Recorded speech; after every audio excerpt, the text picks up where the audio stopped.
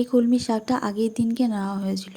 বাজারে যদি যাওয়া হয় তবেই পাওয়া যায়, নইলে এখন কিন্তু বাড়িতে এদিকেও যে সবজিওয়ালারা বিক্রি করতে আসে সেই কাকুদের কাছ থেকে কিন্তু মোটামুটি প্রায় দিনকার সবজি নেওয়াই হয়ে যায়। তো সকালবেলায় শাকটা আমি কেটে রেখেছিলাম ঘুম থেকে উঠে ব্রাশ ট্রাশ করে নেওয়ার পর। আর এই দেখো এই সবজিগুলো কিন্তু মা কেটেছে। তো সবজি টবজি সব কিছু কেটে নিয়েছি। আর এদিকে হচ্ছে আজকে অনেক রকম গাজর টাজর সব ছিল। এই সব কিছু দিয়ে না 5 রকম দিয়ে কিন্তু সবজি খেতে মাঝে মাঝে ভালোই লাগে।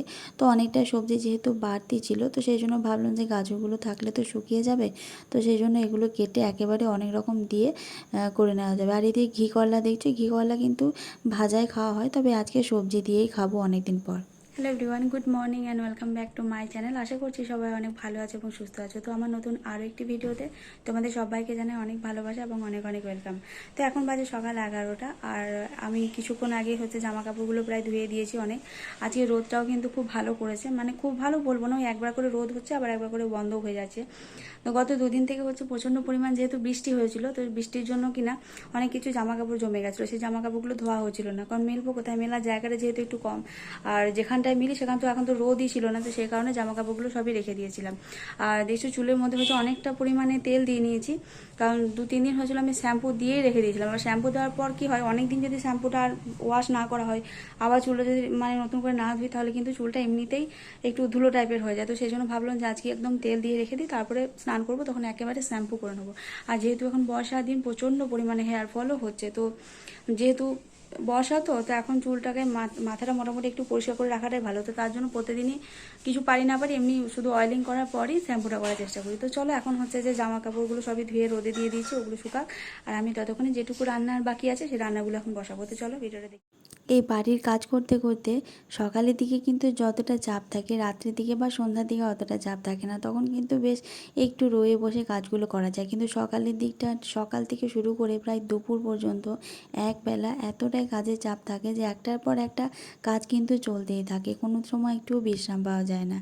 তো আমি চেষ্টা করি সেই জন্য যে আমি কিছু কিছু রান্না করতে, যেহেতু আমার নিজের অনেক রকম কাজ থাকে, তো সেই কারণে এদিকে রান্নাবান্নাটাও তো করতে হবে, আর রান্না করতে আমার বেশ ভালোই লাগে।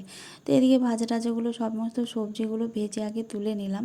তো একটু ভাজা হয়ে গেলে কি হয়, একটু ভাবটা চলে যায়।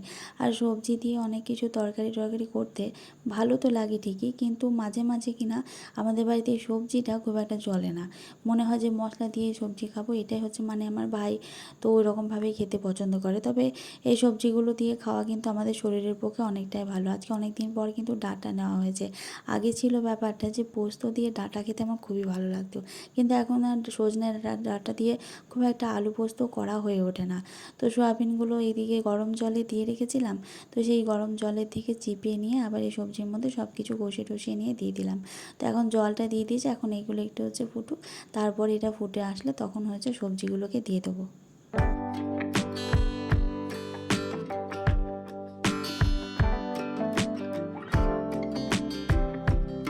তো এখন টাইম হচ্ছে দুপুর 2টা, আমি এই জাস্ট একটু আগে স্নান করলাম। আজকে অনেকটাই দেরি হয়ে গেছে, কারণ ওই যে রান্না করছিলাম, রান্না করতে করতে হচ্ছে কি গ্যাসটা শেষ হয়ে গেছে, তো ভাবলাম যে গ্যাসটাকে আবার চেঞ্জ করতে গিয়ে অনেকটাই লেট হয়ে গেল।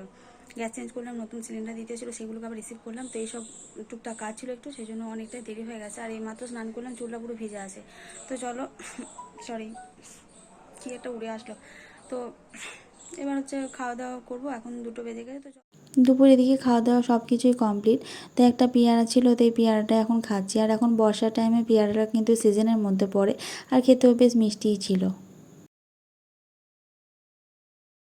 আর এই সন্ধ্যাবেলার টাইমটাতে কিন্তু মাঝে মধ্যে ইচ্ছা করে যে বাজারে থেকে একটু চাউমিন মোমো ফুচকা এসব বানিয়ে কিছু খাই, কিন্তু বাজারের অন্য কিছু খাওয়া হলেও চাউমিনটা আমার খুব একটা খাওয়া হয় না, তাই যখনই খাই বাড়িতে বানিয়ে খাই। তো আজকে বানাবো হচ্ছে পেঁয়াজ দিয়ে চাউমিন। অনেক দিনই পেঁয়াজ দিয়ে চাউমিন সন্ধ্যার টাইমে খাওয়া হয় না, তো সেটাই বানালাম। তো চলো বন্ধুরা, আজকের মতো এই পর্যন্তই। আমি আমার জীবনের খুব সাধারণ ছোট্ট ছোট্ট মুহূর্তগুলো তোমাদের সাথে তুলে ধরার চেষ্টা করি, আর তোমাদেরকেও একটু এন্টারটেন করার চেষ্টা করি। তো চলো আজকের মতো এই পর্যন্ত ভিডিওটা রাখছি। তোমাদের সাথে আবারও দেখা হবে নতুন কোনো একটা ভিডিওর সাথে। যদি ভিডিওটি ভালো লাগে তাহলে অবশ্যই আমার চ্যানেলটিকে সাবস্ক্রাইব করে আমার পাশে থেকো। তো চলো আজকের মতো এই পর্যন্ত, টাটা, ভালো থেকো, সুস্থ থেকো।